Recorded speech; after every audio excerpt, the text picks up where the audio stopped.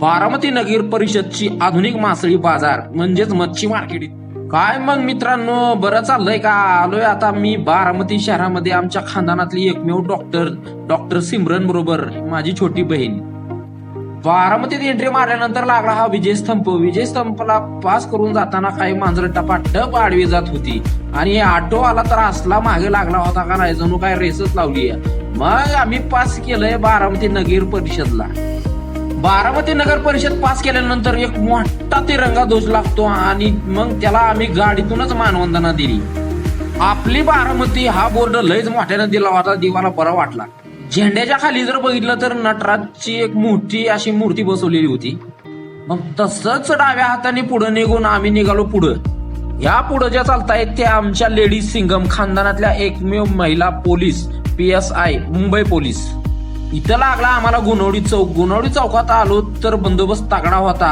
Traffic signal तर तिथला कामच करत नव्हता। जरा 2 मिनिट अजिबच वाटलं की एवढं मोठं शहर नावाजलेलं आणि ट्रॅफिक सिग्नल कसं काय बंद आहे। ज्या कारणासाठी मूळ उद्देशून आम्ही बारामतीत आलो होतो त्या शेवटी त्या ठिकाणी आम्ही इथं पोहोचलो।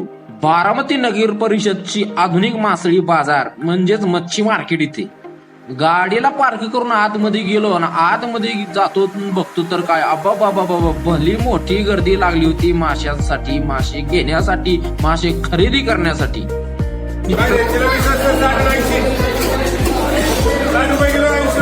आवाज मोठ्यानं ऐकून मी तर थक्क झालो, कारण की एक दुकानदार तिथं मोठ्याने ओरडत होता, चिलापी मासा 60 रुपये किलो, 80 रुपये किलो। मी तर म्हणलो अरे बाप रे, आमच्या गावाकडे तर अजून 100 रुपयानेच विकतात।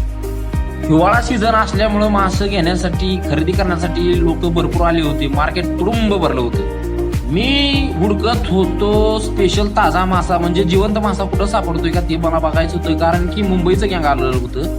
सगळ्या दुकानावर जाऊन बघितलं ताजा मासा कुठं दिसतोय का, पण ताजा काय मला भेटला नाही। सगळे तसे तर म्हणायला गेलं तर ताजेच असतात मासे, पण मला जिवंत पाहिजे होते, कारण की मुंबईचं गँग होतं। जरा त्यांना गावाकडली चव द्यायची होती, गावरान पद्धतीचा मस्त असं जिवंत मासा त्यांना चारायचा होता। म्हणजे जिवंत नाही चारायचा, पण त्याला शिजवून चारायचा होता, पण घेताना जरा जिवंत असला म्हणजे जरा बरं असतं। मग मी पाठीमागं वळून बघितलं तर तिथं मला दिसलं जिवंत चिलापी मासा। त्या बारामतीमध्ये फक्त एकच असं दुकान आहे त्या मार्केटमध्ये की तिथं फक्त चिलापी मासा असतो आणि तो पूर्णतः जिवंत तुम्हाला घ्यायला मिळतो।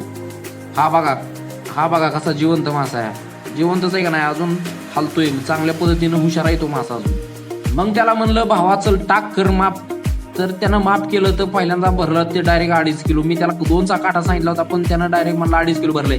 म्हणलं असू दे भावा चल भर पिशवीत। आणि मला आवडलेला हा मासा शिलाव।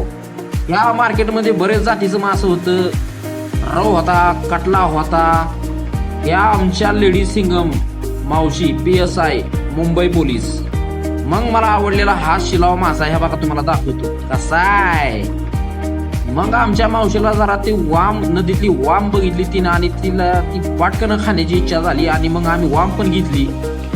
अजून काय वेगळ्या प्रकारचा मासा कुठं काय गावतोय का दिसतोय का ते मी बघत होतो, पण सापडलं नाही। गर्दी तर वाढतच चालली होती, वाढणारच ना, थंडीचा मोसम आहे आता। मग निघालो आम्ही, आलो घरी म्हणजे कारटी या गावात आमची दुसरी मावशी राहते आणि त्या मावशीने माशाची भाजी कशी काय खतरनाक बनवली ते तुम्हाला पुढच्या व्हिडिओमध्ये नक्की दाखवतो।